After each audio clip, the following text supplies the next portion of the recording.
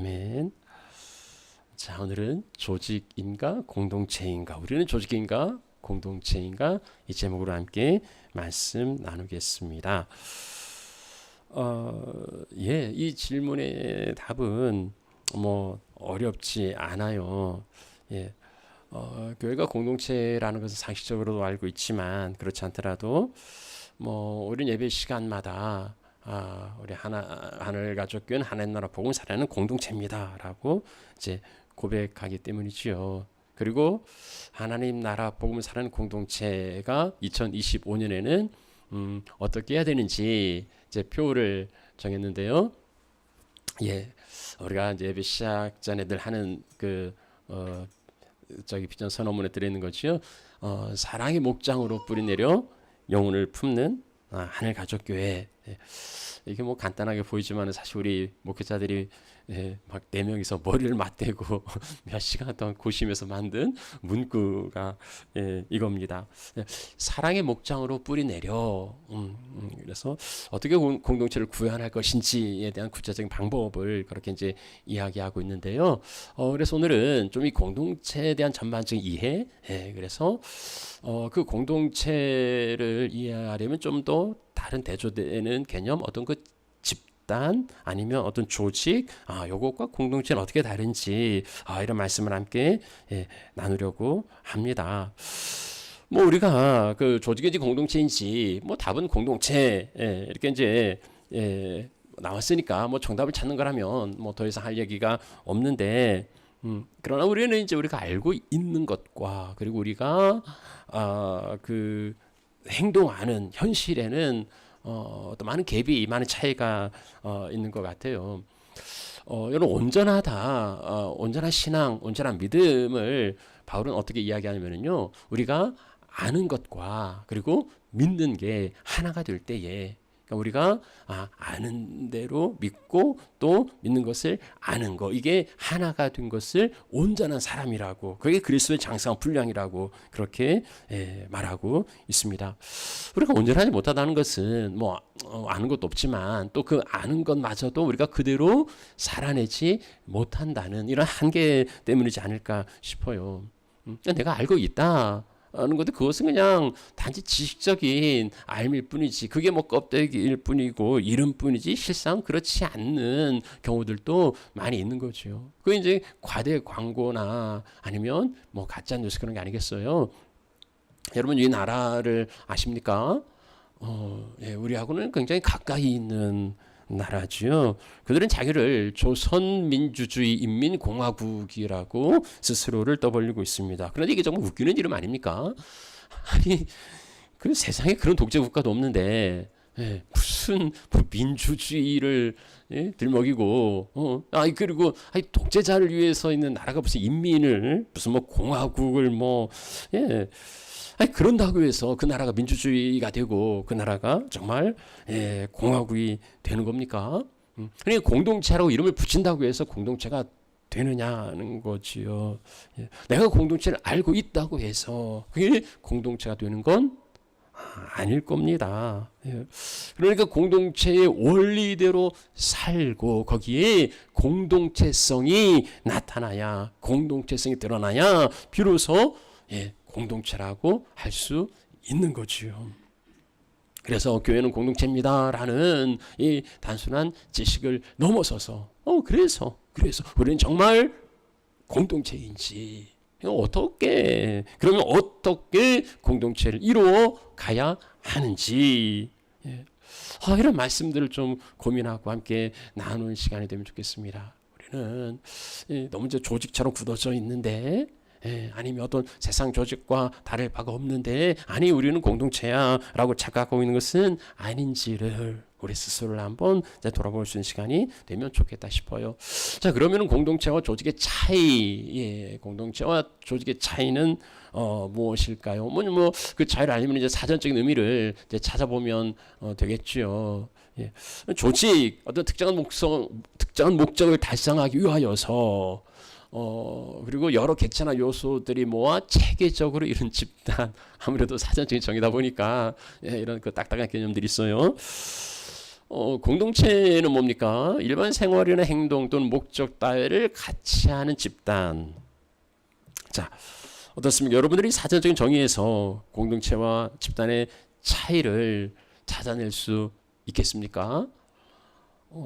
글쎄 그거나인 것 같은데, 제가 굳이 이 정의에서 한번 억지로 한번 찾아내 보자면 이런 것이 아닐까 싶어요. 그러니까 조직은 목적을 달성하기 위하여, 그러니까 목적 지향성 있는 거죠. 근데 공동체는 목적 따위를 같이 하는, 그러니까 목적을 같이 하는 관계 지향성이라고 저는 그렇게 한번 정리해 보았습니다. 그러니까 어떤 조직은 목적을 달성하기 위해 있는 거고, 공동체는 그 자체로 그 관계를 위해서 있는 거라. 근데 조금 더 이제 쉽게 이해를 하시려면 아마 그 예를 들어보면 될 것 같아요. 여러분 조직하면 뭐가 생각나십니까? 신학자들이 이제 조직 신학이라는 그 신학의 한 파트가 있어요. 그래서 교리를 다루는 그런 걸 생각하실지 모르겠지만, 사람들은 조직하면 그냥 조직이에요. 조직, 그 조직은 조직 폭력배, 조폭을 생각할지 모르겠어요. 조직 폭력배, 특정한 목적을 달성하기 위하여서 모였는데 엄격한 위계 질서가 있고 개인의 희생을 당연하게 여기는 집단이 조직 폭력배죠. 그래서 아마 이 조직이라는 굉장히 그 강성 이미지를 구현하고 있는 게 아마 이 조직 폭력배가 아닐까 싶습니다. 조직을 운영하는 가장 그 기본 룰은 이제 의리지요. 그들은 의리 하나로 뭉쳐 있습니다. 근데 그 의리라는 건 조직에 대한 충성일 뿐이지 거기에 정의가 있고 거기에 옳고 그름이 있고 거기 개인이 이익이 있고 그런 건 없어요. 그러니까 그 개인은 거기에 그냥 한 그 구성품 내지는 소모품일 뿐인 거지요. 그리고 거기에 능력이 없으면 밀려나고 능력을 가진 자들은 유계질서 따라 올라갈 겁니다. 이게 이제 조직이라고 말할 수가 있겠지요. 또 하나 조직하면 여러분들이 몸담고 있는 직장이나 기업도 조직이라고 할 거예요. 이 조직은 이제 조금 다르지요. 그 이윤 창출을 목적으로 합니다. 그래서 끊임없이 구성원들에게 이윤을 내라고 갈구고 요구하고 재촉을 합니다. 그 이윤 창출이라는 그 목적에 부합하지 않는다면 그건 제거될 거예요. 그 퇴출 당하겠지요. 사표 써야 될 겁니다.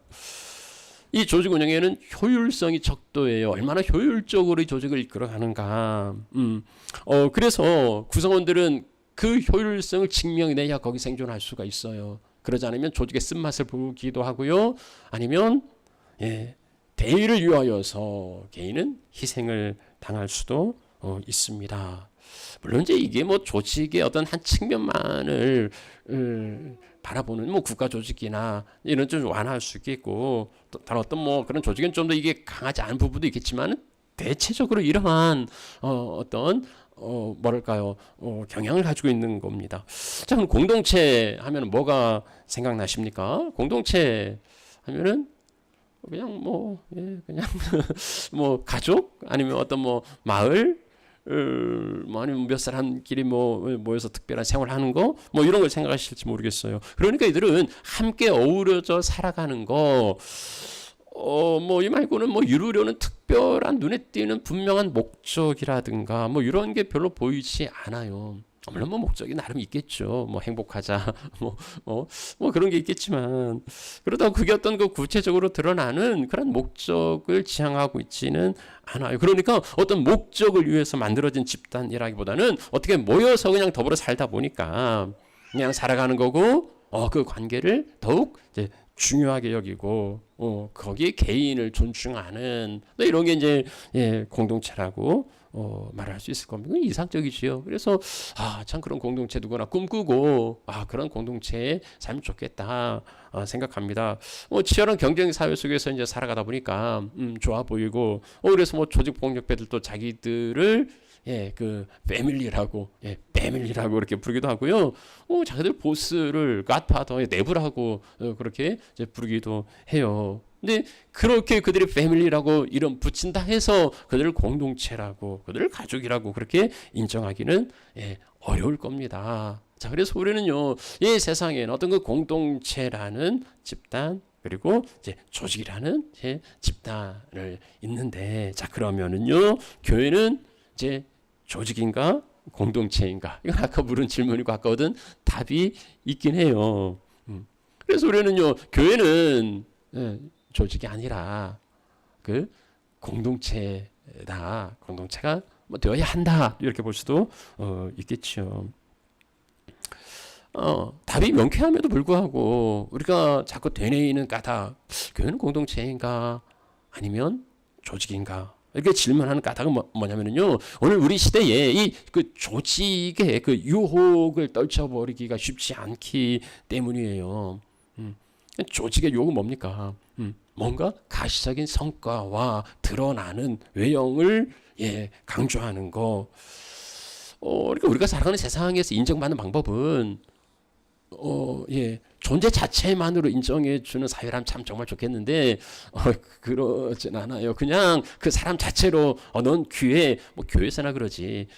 어디 세상에서도 너는 그냥 존재만으로 귀한 존재야. 이런 데는 없지 않습니까?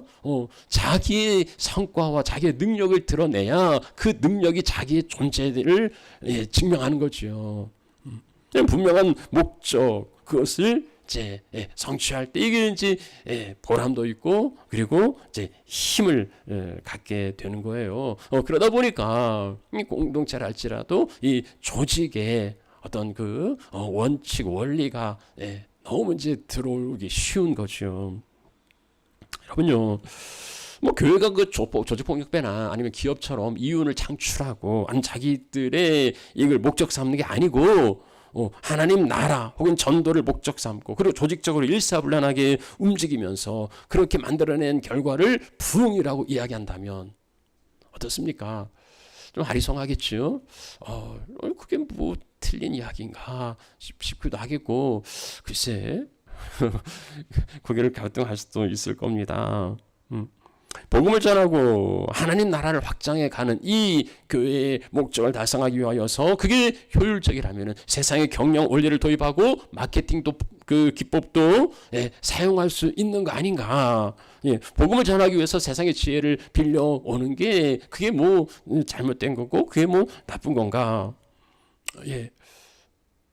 지금 이게 좀 오해하실 수도 있는데 이게 제가 제 주장을 하는 게 아니고 누군가 그렇게 말할 수 있지 않겠느냐 하는 거면 제가 그렇게 지금 가르치는 건 아니고요. 그냥 어떤 그 뭡니까 그 의문을 좀 제기하는 거예요. 성도를 잘 관리해서 이탈을 방지하고 그리고 그들의 욕구가 뭔지를 잘 파악하고 적당하게 그 욕구를 들어주면서 그리고 개인의 영향을 극대화하고 이 집단을 위해서 헌신하게 하는 거, 이게 목회라면 이걸 교회의 그 부흥이라고 생각한다면 뭐 관리한다는 걸 너무 또 사실적인 표현이면 이제 목양이라는 단어로 좀 순화하면 어떻습니까? 그게 교회 요구 그걸 목회라고 말할 수 있겠습니까? 뭐 제가 또 말을 좀 빨리 해서 여러분들이 아리송하실지 모르겠어요. 근데 이제 맥락은 그래요. 지금 이제 설교하는 맥락은 글쎄 잘 모르겠다 싶더라도 이제 이런 의문을 제기할 때는 아니지 그 얘기를 하려고 이제 하는 거죠.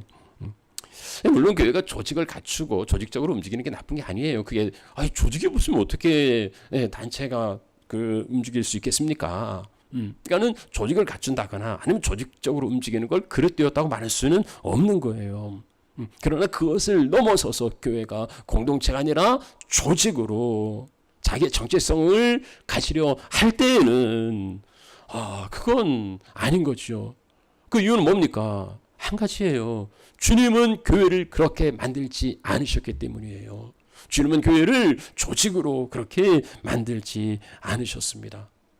주님은 교회를 이제 공동체로 세우셨기 때문에 우리가 뭐 다른 뭔가를 만들어낸다면 그것은 상관이 없습니다. 그러나 주님이 만드신 교회를 우리가 이루어가려 한다면 그건 철저하게 주님이 만드신 그 의도와 목적 따라서 교회를 세워가야 한다는 거죠. 예수님께서 이제 교회를 여러 그 그림으로 이제 우리 그 이해를 돕기 위하여서 지금 세상에 있는 그러한 그 모임에 비유하신 게 있어요. 자, 그게 뭡니까?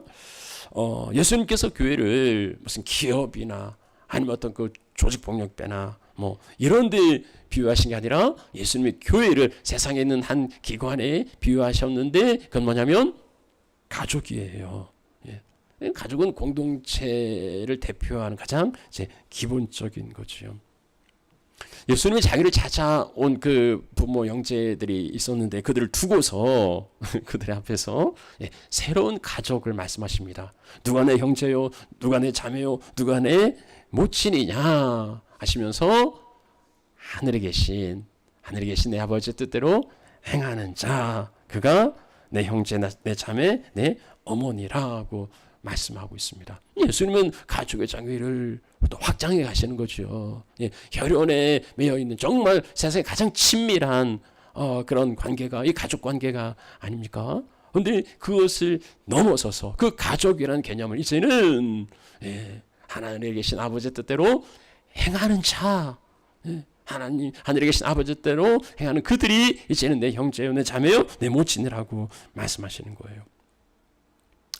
혈연의 관계는 이 세상에서 끝이에요. 그러니까 뭡니까 너희 원수같이 식구라고 예수님 말씀하신 것도 있는데 그렇더라도 잠시만 참으면 그 관계 끝납니다. 이 세상에서 아무리 없으면 죽고 못 산다고 그래도 죽으면 끝나요. 그게 이 세상의 혈연 관계죠. 자, 그런데 하늘의 가족은 세상에서 끝나는 게 아니고요. 하늘에서 영원한, 그러니까 하나님의 나라를 그 그림으로 그리면 가족이에요. 하늘의 아버지, 그리고 모든 성도들 다 형제요, 자매. 요게 이제 그대로 이제 하나 나라인 거예요. 그래서 하나님 나라가 이미 임했다라고 할 때, 어디서요? 우리 가운데 교회에서요. 근데 이제 옆에 있는 사람이 잠깐 보고 말 게 아니고 이제 죽을 때를 넘어서서 영원히 봐야 한다. 이거 끔찍하다. 이렇게 생각되시는 분 있으면은요, 이거 이제 고치셔야 돼요. 그 사람 때문에 내가 하늘나라 안 가겠습니까? 근데 거기 가서도 그냥 그렇고 대면대면하게 이렇게 살아가시겠어요? 그럴 수는 없잖아요. 그러니 우리가 이 세상에서부터 정말 화목해야 되는 거죠. 네, 아무튼 여기서 중요한 건 뭐냐면요, 예수님께서 당신이 세우시는 교회의 그 원리를 조직의 어떤 원리, 효율성이나 힘이나 이런 것으로 쓰지 않으시고 가족이라는 그림을 그려주시는 겁니다. 그래서 예수님의 가르침을 받은 그 사도 바울이 그 교회론 한 보통 에베소서인데요. 에베소서에서 교회를 가족, 여기는 이제 하나님의 권속이라는 그 옛날 단어를 사용하고 있는데 이게 God's family예요. 하나님의 가족이에요. 이제는 외인도 아니고 그리고 나그네도 아니고 그리고 손님도 아니고 이제는 하나님의 가족이 된 겁니다. 그래서 우리는 이 모임을 하나님의 가족이라고 부르는 거예요. 교회는 철저하게 이런 세상적인 세속적인 조직의 원리가 아니라 가족의 원리가 이 안에서 작동해야 되는 거예요. 룰이 있다면 그건 가족의 원칙이에요. 그럼 그게 뭡니까? 여러분 가족의 가족마다 무슨 규율을 정하기도 하고 규칙을 정하기도 하는데 그럼에도 가족을 가족되게 하는 그 가장 중요한 원리는 뭡니까? 가족이 가족될 수 있는 건 한 가지예요. 그건 사랑이에요. 그 중에서도 하나님의 그 무조건적인 사랑, 우리가 아가페라고 말하는데요. 그 아가페의 사랑을 어디서 찾아볼 수 있습니까? 가족이죠. 못나도 내 자식, 잘나도 내 자식, 그런 얘기 하지 않습니까? 그냥 존재만으로 속썩여도 왼수라고 부르긴 하지만 남편을 향하여서 왼수 이런 분도 있긴 하지만 그래도 그 왼수가 정말로 왼수가 아니라 사랑스러운 왼수인 거죠.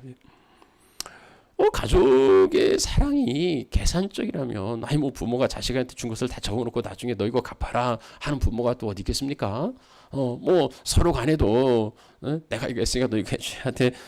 이런 그 조건적이라면 이게 콩가루 집안이지 이거 정말 건강한 가족이라고 부를 수는 없는 거예요. 교회 안에 그 교회를 교회되게 하는 그 원리가 있다면 한 가지죠. 그건 사랑이에요. 세상 사람들도 그렇게 인정하지요. 그래서 기독교는 뭐 사랑의 종교 이렇게 말합니다.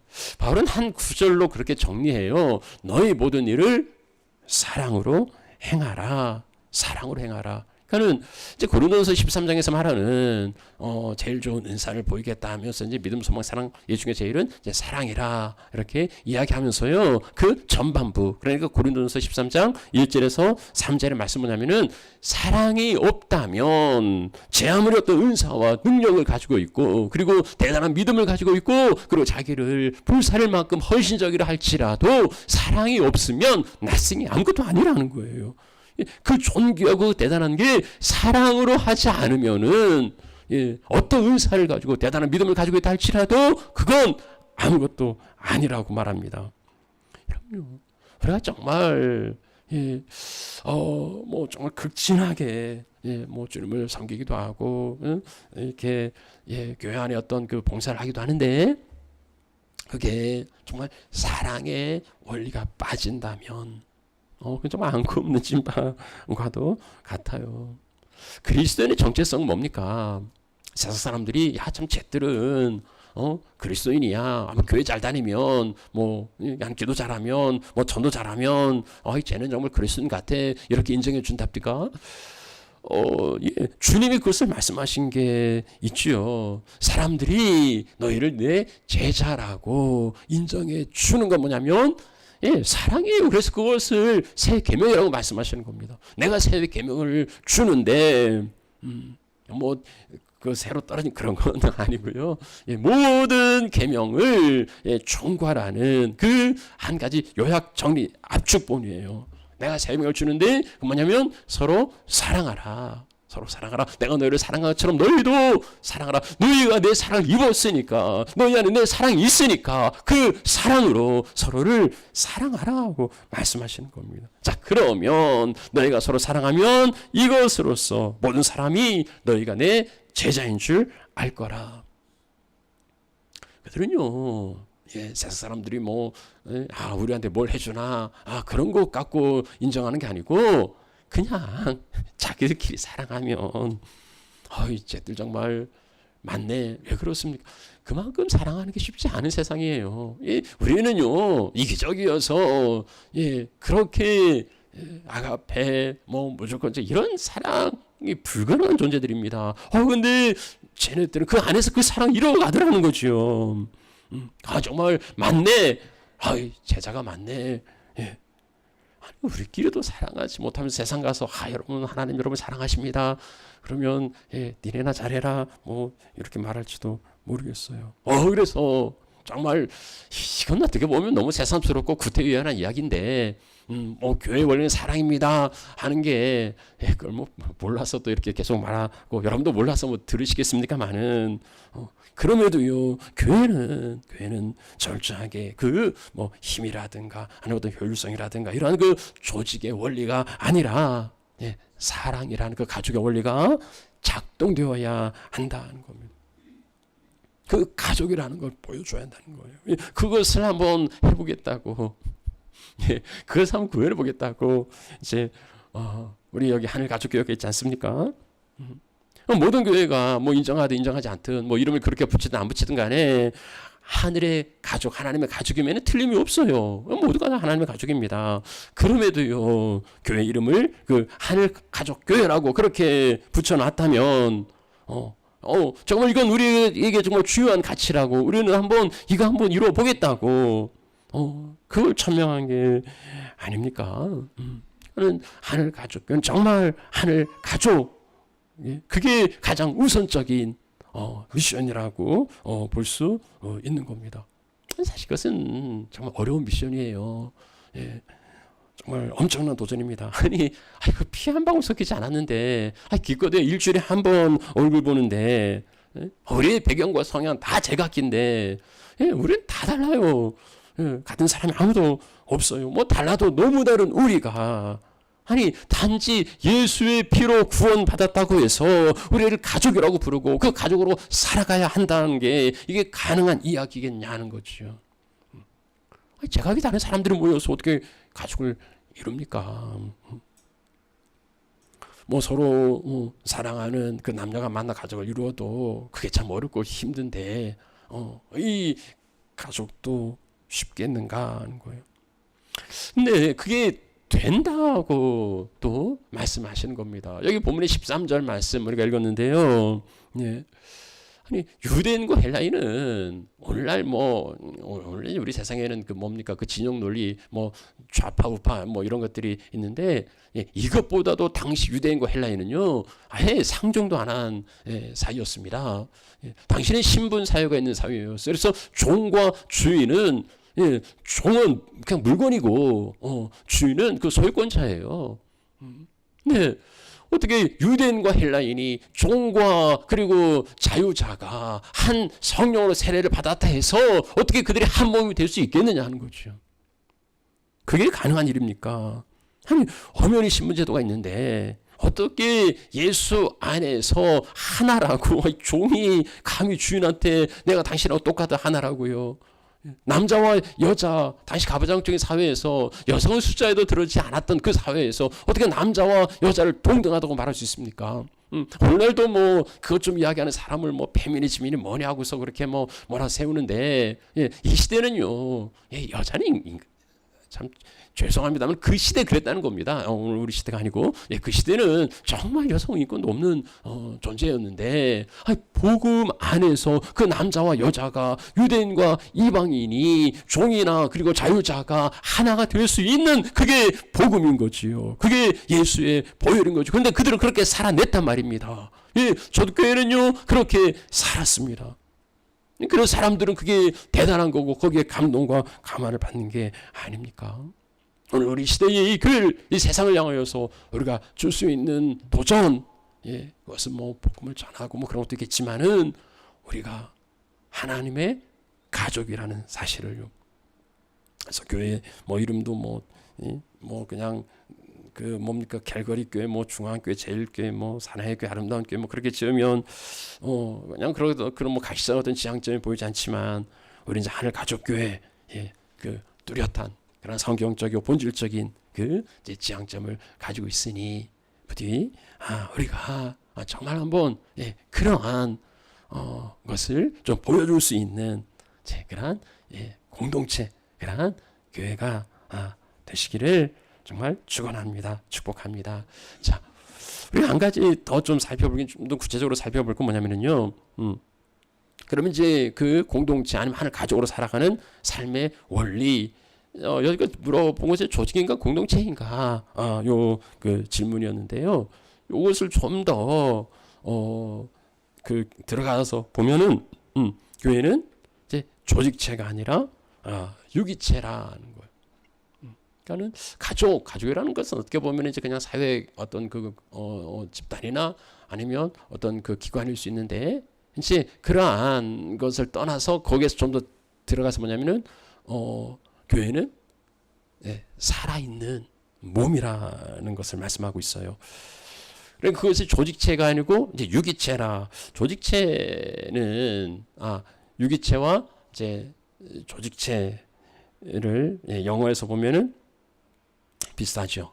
그러니까 한 단어에서 유래했음을 볼 수 있어요. 그 올겐이라는 이제 그 단어 올겐은 이제 그 장기 아니면 그 신체 기관을 의미하는데 이게 이제 그 생명 활동을 통하여서 이루어진 존재를 우리는 유기체라고 그래요.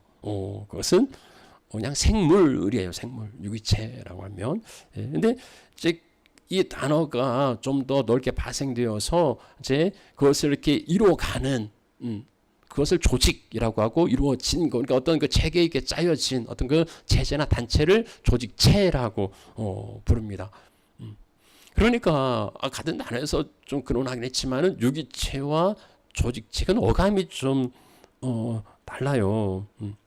그러니까 어떤 그 조직체라면은 어떤 생명력보다는 어떤 구조적인 아니면 어떤 그 형식 이런 것을 좀 이제 강조하는 것처럼 보입니다.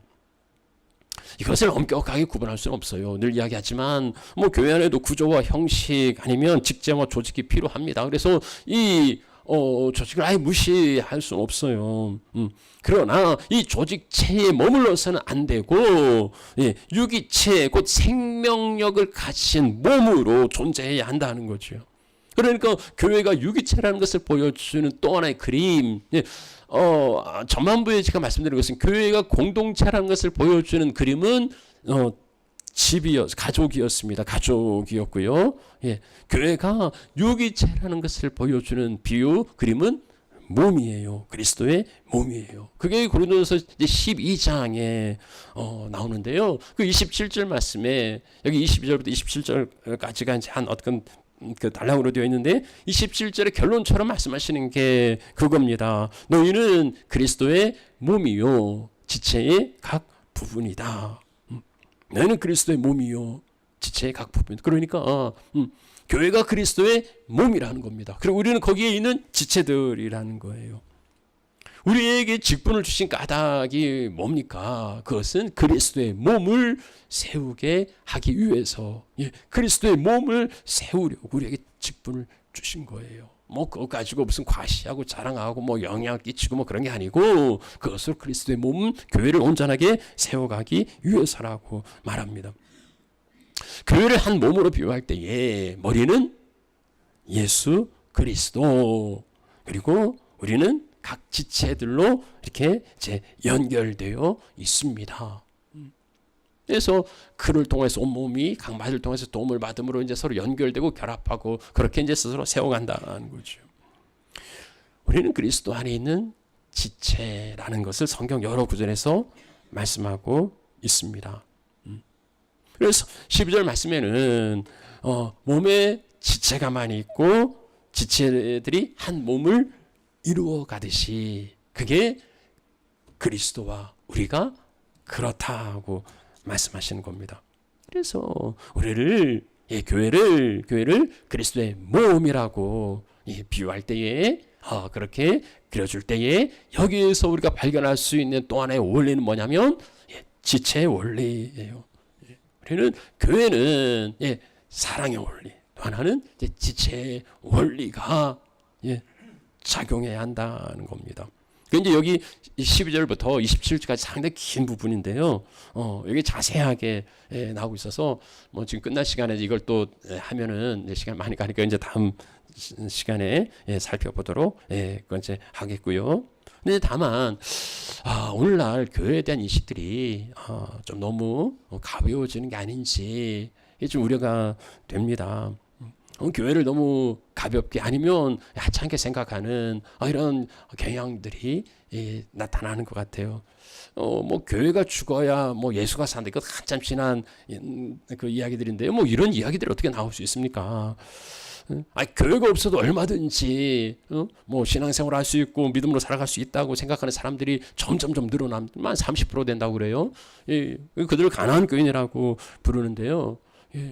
뭐 교회 없어도 하나님의 찬양 들 수 있다는 말이죠. 그런가 하면 교회를 무슨 뭐 동호회처럼 여기기도 하고 아니면 무슨 뭐 뭡니까 무슨 뭐 쇼핑하듯이 뭐 이렇게 이용하려는 그런 사람들도 없지 않은 것 같아요. 아니 교회가 그리스도의 몸이고 우리가 지체라는 인식이 있다면 어떻게 그럴 수가 있겠습니까? 그리스도의 몸을 허무는 일이 아니겠습니까?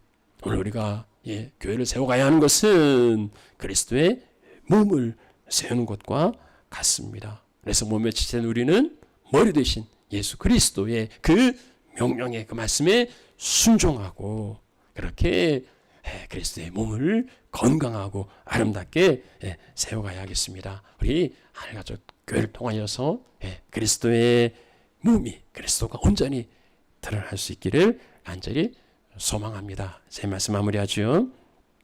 처음에 드렸던 질문, 우리는 조직인가 공동체인가? 뭐 당연히 교회는 조직이 아니고 공동체입니다. 예, 그럼에도 조직의 유혹, 힘이 있고 효과적으로 목적을 달성할 수 있기 때문에 그러한 기법들이 교회에 많이 들어오기도 합니다. 그럼에도 주님은 교회를 조직이 아니라 공동체로 만드셨고 가장 공동체 대표적인 가족에 비유하셨어요. 그래서 교회는 어떤 힘이나 아니면 어떤 그 효율성이나 이런 게 아니라 사랑과 같은 가족의 원리가 작용해야 합니다. 그래서 그렇게 서로 사랑하는 것이 제자됨의 증거라고 말씀하고 있어요. 또 하나 교회는 조직체 어떤가 아니라 유기체로 존재합니다. 그것을 보여주는 비유가 그리스도의 몸이라는 거지요. 그리스도의 몸, 그래서 교회 안에는 그 지체의 원리가 작용해야 한다고 말씀하고 있고요. 이 교회가 주님의 몸이라는 인식, 그래서 머리 대신 주님의 말씀 따라서 우리가 건강하고 아름다운 주님의 몸을 이제 세워가야 하는 거, 이것이 우리의 사명입니다. 교회가 조직이 아니라 공동체라는 것을 다시 한번 되새기시고요. 그렇게 주님이 기뻐하시는 그러한 공동체를 이루어가시는 우리 하나님의 귀한 자녀들이 되시기를 소망하고 축복합니다. 자,